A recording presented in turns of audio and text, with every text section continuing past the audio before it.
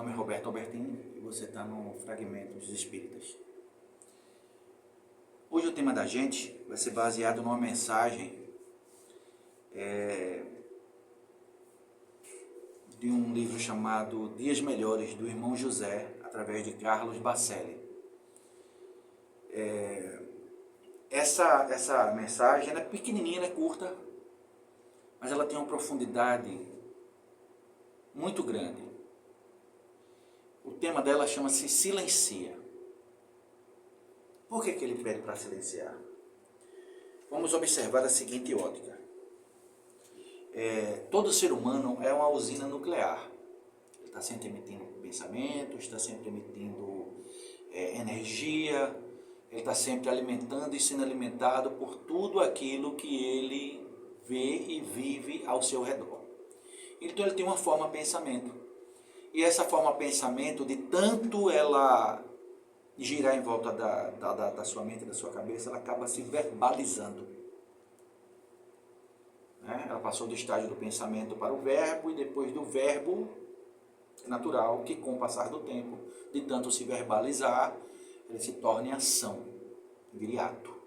Por isso que o Cristo, sabiamente, dizia que o homem transgride as leis divinas através do pensamento, das palavras e dos atos. Porque uma coisa deriva da outra. Entenderam? Então ele pede para que a gente, a mensagem, pede para que a gente silencie. Silenciar não é fácil.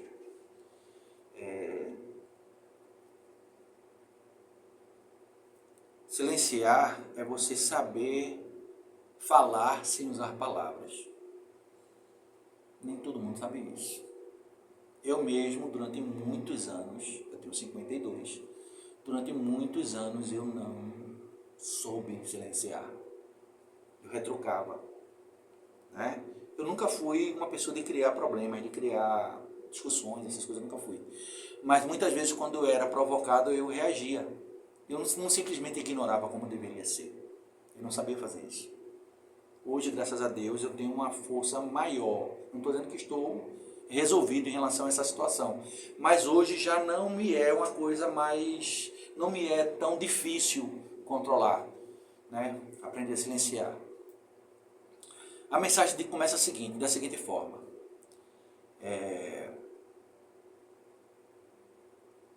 Espera o momento certo de falar. Às vezes a gente fica querendo atropelar o que o outro está falando, não deixa o outro realizar a sua linha de raciocínio, ou explicar. Às vezes você tem uma ideia, dentro da ideia do que o indivíduo falou, e você atropela, você... Sabe, isso não é um ato de maldade. Às vezes é falta de controle mesmo. Aí a gente tem que aprender a esperar o momento certo. Porque enquanto ele fala e você está aqui com a ideia, você pode ir amadurecendo ela. Para que você entre dentro do diálogo usando o argumento correto. Da forma correta. Para alcançar o objetivo correto. E a gente nem sempre tem a paciência, a parcimônia de chegar, a temperança de aguardar o momento certo. Para poder exprimir aquilo que você pensa. A gente acaba entrando e o outro fala também, você fala.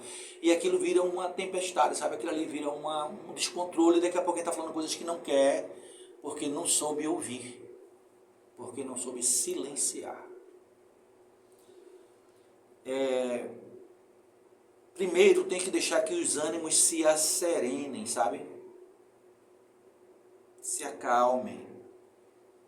Um exemplo muito bom disso é quando uma entidade queria se comunicar dentro de uma reunião mediúnica, que Chico estava com o irmão dele.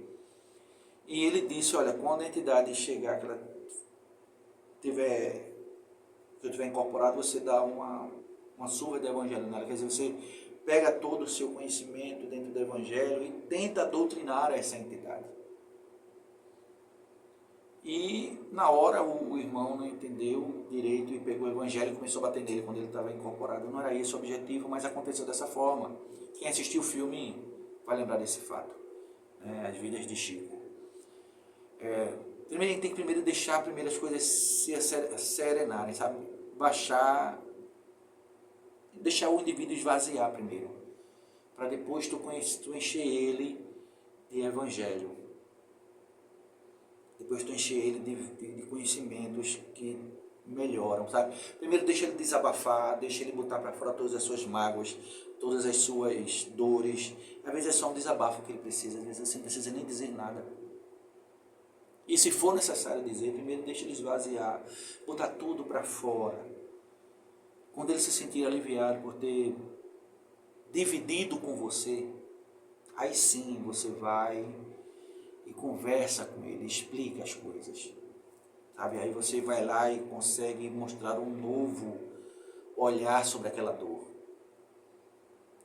Não te manifeste verbalmente no primeiro impulso. Aguarda, segura mais um pouco.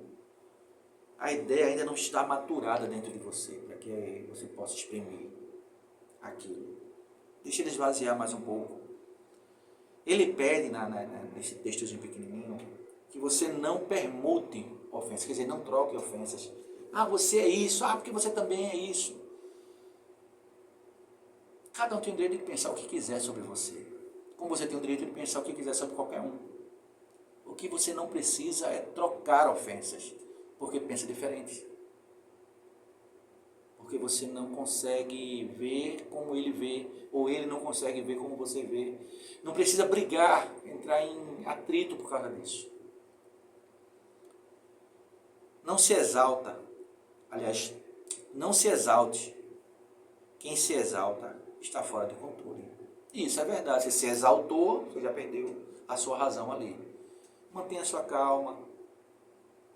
Não revide. Silencie. Deixe que ele se perceba dentro daquilo e da forma como ele está falando. Sabe? Às vezes ele sente prazer naquilo. É um problema dele, não é seu. No que você puder ajudar, você ajuda. No que você não conseguir ajudar, pacientemente, você se recolhe e deixa ele viver a vida dele. É fácil? Não é, principalmente quando você é dentro de casa, é muito difícil. Mas é necessário que haja o esforço, para que haja, como é que eu posso dizer, para que haja paz dentro de você e, por consequência, dentro da sua casa. Dentro do seu ambiente de trabalho, dentro do centro espírita, dentro da sua roda de amigos, seja lá onde você estiver. Não adianta perder o controle. Quando foi que você viu que perdeu o controle e resolveu alguma situação? Agora, quantas vezes você viu o descontrole dificultar a resolução de um problema e até agravar a situação? Aí você tem casos a contar para arrastar de rodo, como diz o outro. Sabe? Mas perder o controle nunca ajuda.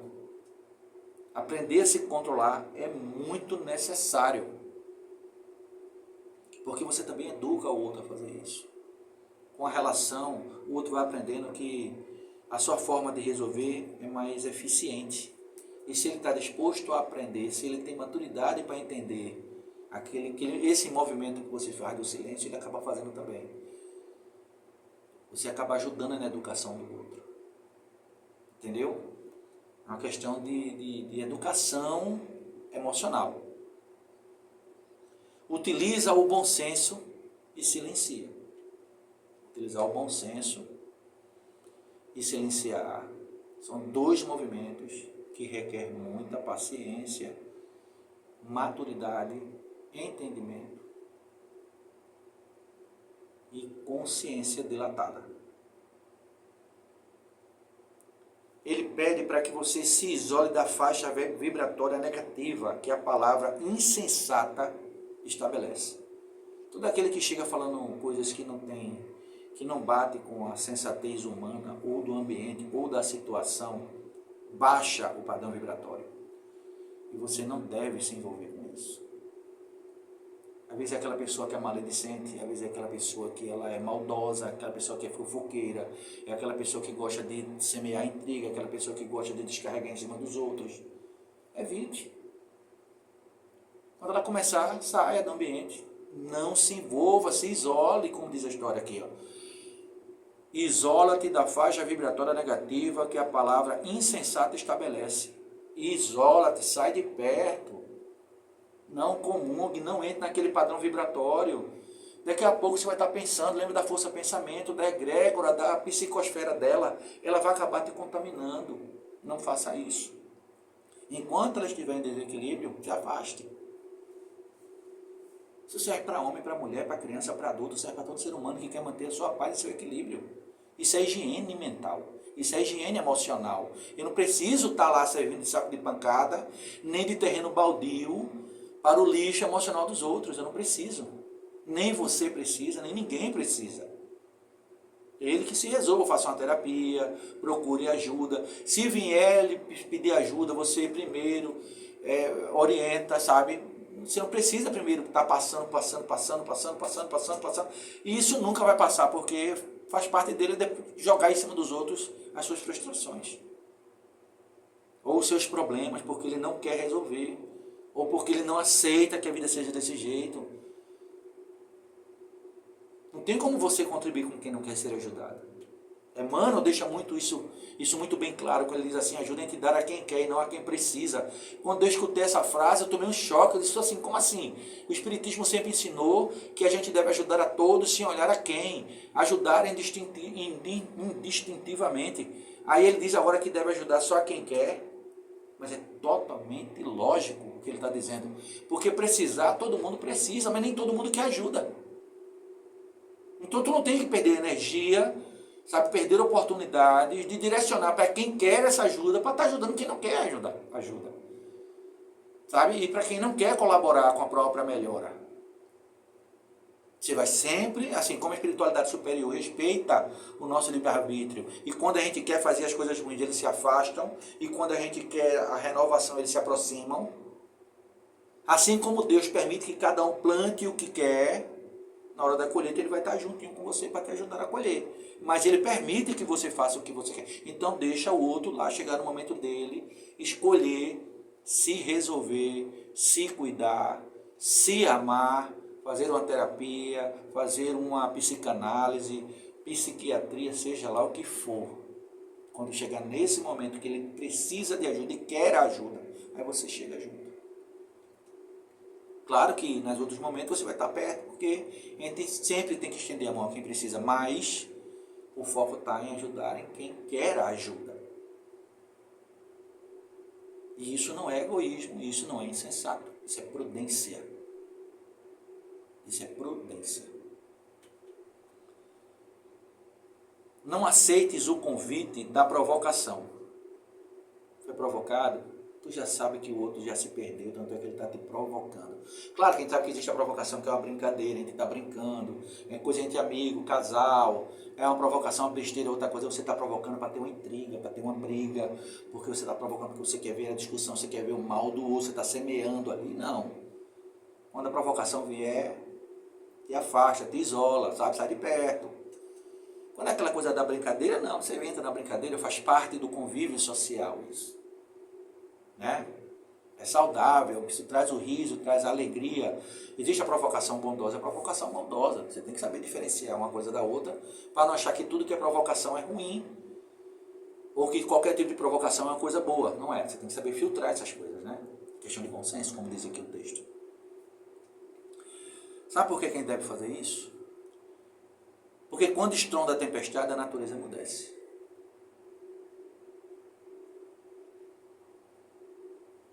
Vai vir a tempestade, e o poder de destruição dela é grande. E a natureza, apesar de toda a chuva forte, vai se renovar dentro dela. Mas precisa passar por aquilo ali. O escândalo ele é necessário para alertar a sociedade, mas ai daquele por quem vem o escândalo. Cristo. Imagine, o escândalo é necessário porque ele alerta a sociedade, mas ai daquele por quem vem o escândalo. Não seja tu o portador do escândalo, né? Então, serena, silencia, te acalma, escuta, te afasta se necessário. A gritaria impossibilita o diálogo. Verdade. Quem consegue conversar, dialogar com uma pessoa gritando? Quem consegue conversar contigo, tudo exacerbado, gritando, exaltado? Né? E sem diálogo, ninguém conversa com proveito. Então, casais maduros, pessoas maduras, sentam e conversam sem se exaltar. Claro que ele vai ter muita mágoa em muitos momentos, vai ter muita dor em muitos momentos, né? Mas a maturidade exige um comportamento de equilíbrio. Você já é maduro, você não é mais uma criança que quando quer comer, quer beber água, quer alguma coisa, grita, chora, esperneia. E faz isso é criança. O adulto ele olha, observa, conversa, releva, resolve, sofre com educação, com serenidade, sem exaltação. Ah, eu acredito nas surtadas. Gosta, siga. Ah, eu gosto de homem que... Eu tinha um amigo, eu batia bola em outro bairro distante daqui, lá em Recife. E ele tinha uma namorada que ela era aquela pessoa que usa da má educação para dizer verdades na cara. Ele diz, não, eu estou sendo verdadeiro, eu comigo digo na cara. Isso é falta de educação, isso não tem nada a ver com ser verdadeiro, não tem nada a ver com ser uma pessoa melhor, isso tem a ver com grosseria mesmo. E ela, quando agia assim com os amigos dele, aí ele exaltava ela, dizendo, isso que eu gosto nela, para ela dizer a verdade ali. Só que chegou um tempo que ela começou a fazer isso com ele na frente dos amigos. E aí? Cadê a beleza disso? Então a gente tem que combater esses desregramentos da conduta na boa, conversando na boa, com calma. Olha, isso não foi legal, isso machucou, isso feriu, isso não foi elegante, isso não bateu com aquele ambiente que a gente estava. Sentar, ter uma conversa. E o outro tem que ter maturidade para entender que errou. Tem que aceitar também, porque ninguém é perfeito. Como é que a pessoa vem me ajudar, me dando conselhos, e eu vou dizer, não, eu agi certo porque eu sou eu. Eu sou superior, eu não erro. Muita gente pensa dessa forma. Ah, eu sou assim, quem quiser que me aceite. A síndrome de Gabriela, eu nasci assim, eu sou sempre assim, você sempre assim. Como se não existisse evolução naquela pessoa. Não existisse melhora. Só existe estagnação, sabe? Só existe engessamento do desenvolvimento individual. Sabe? Não existe progresso, ela não evolui, ela é sempre daquele jeito. Quem quiser que se adapte. Pessoas assim não é muito saudável conviver com ela, né? São pessoas tóxicas porque elas não aceitam mudança. E principalmente se você mudar na conduta dela, você no começo aceita, vai aceitando, ela tomou espaço, você foi cedendo, no dia que você rebater a altura, aí você vira a pior pessoa do mundo. Então, para que você não perca o seu senso, para você não perder a sua paz, para que você não perca a tua sabedoria conquistada através do silêncio, ela se afastar. No dia que ela quiser entender que o comportamento dela pode ser modificado, que a consciência dilate e ela perceba que ela precisa de mudança, aí você chega e você participa da ajuda. Sempre ali disposto a ajudar, mas só ajudar quando for. Aceita a ajuda, né? Aceita a necessidade da mudança. Em determinadas circunstâncias, somente o silêncio consegue falar mais alto e mais convincente. Em determinadas circunstâncias, silenciar é tudo. Fala mais do que 1000 palavras. Educa. Às vezes só olhar. Ixi, eu era assim, minha mãe e meu pai, era bastava olhar pra gente assim, a gente já sabia o que era, sabe? Já tinha medo, já precisava falar. Né? Outras vezes é o olhar da decepção, às vezes é o olhar da mágoa, da dor. Às vezes é o olhar do pedido. Você não precisa dizer nada. O silêncio daquela pessoa. A gente, quando ia distribuir alimentos nas ruas, né, pelos nossos irmãos que passavam necessidade, muitas vezes a gente olhava para aquela pessoa, ela estava com tanta fome, que quando você dava comida a ela, o olhar de gratidão era tão grande que ele não precisava dizer nada.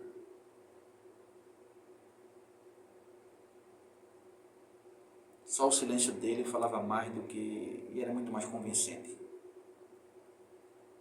Às vezes ele não tem nem força para agradecer. Tenho muita saudade desse trabalho. Quase sempre a atitude em quem se encoleriza destitui a razão de todos os teus argumentos. Às vezes o outro cometeu um erro e a gente não consegue reagir na mesma proporção. Às vezes a gente se encolera e às vezes a gente extrapola pelo fato de não conseguir controlar as emoções. E é ali que tu perde a tua razão.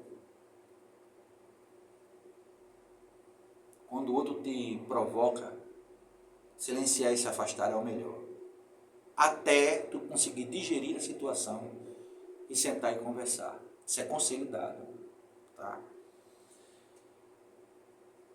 Sempre que tu te sentires provocado, sempre que alguém se exalta, não permute as ofensas. Espera serenar.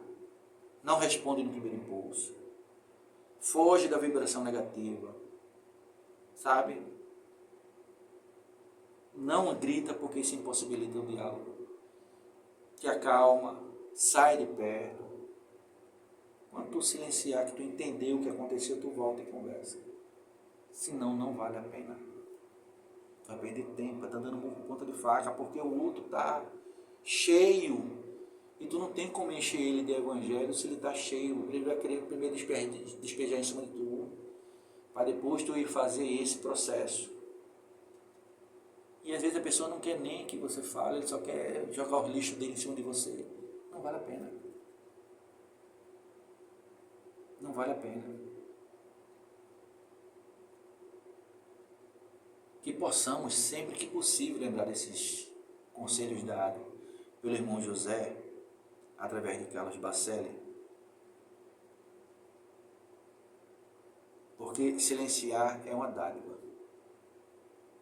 E a gente tem que aprender a silenciar o coração, o fígado, às vezes. É que muitas vezes a gente tem um azedume do fígado nas palavras. Silenciar a mente, para que a gente possa entrar em equilíbrio, para verbalizar da forma correta e agir da forma correta. Irmãos, ficamos por aqui.